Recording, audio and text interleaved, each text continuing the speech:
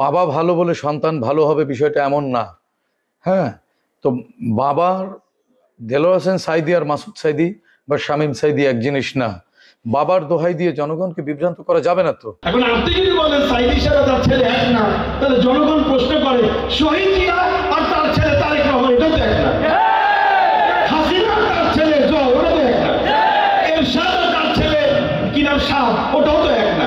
তাহলে আপনাদের বেলায় সব সাহেব আর আমাদের বেলায় সেসব ভালো হয়ে গেল। বাবা ভালো বলে সন্তান ভালো হবে বিষয়টা এমন না। হ্যাঁ, তো বাবার দেলোয়ার হোসেন সাঈদী আর মাসুদ সাঈদী বা শামীম সাঈদী এক জিনিস না। বাবার দোহাই দিয়ে জনগণকে বিভ্রান্ত করা যাবে না। তো সাঈদী এবং মাসুদ সাঈদীর মধ্যে পার্থক্য আছে, জনগণ কিন্তু এই পার্থক্য বোঝে। সুতরাং বাবার ইমেজ ব্যবহার করে সন্তান কিছু এগোতে পারে, কিন্তু সেটি ভোটের মাঠে তরি পাওয়ার হওয়ার জন্য পর্যাপ্ত বলে আমি মনে করি না।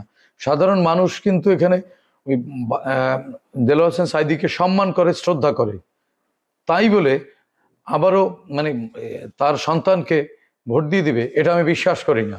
মানুষ অবশ্যই দেশের জন্য, দেশের গণতন্ত্রের জন্য, অর্থনৈতিক সমৃদ্ধির জন্য এবং শান্তি শৃঙ্খলার জন্য কোনো বাবার ইমেজকে ব্যবহার করে সন্তানকে ভোট দিবে এই পথ থেকে ফিরে এসেছে। মানুষ যে সমৃদ্ধির প্রতীক, যে শান্তির প্রতীক ধানের শীষ, সেই ধানের শীষকে বেছে নেবে বলে আমি বিশ্বাস করি। কোনো মানুষ কোনো মানুষের মতো না। আপনারা যারা আমার সামনে উপস্থিত, আপনি আর আপনার সন্তান একরকম না।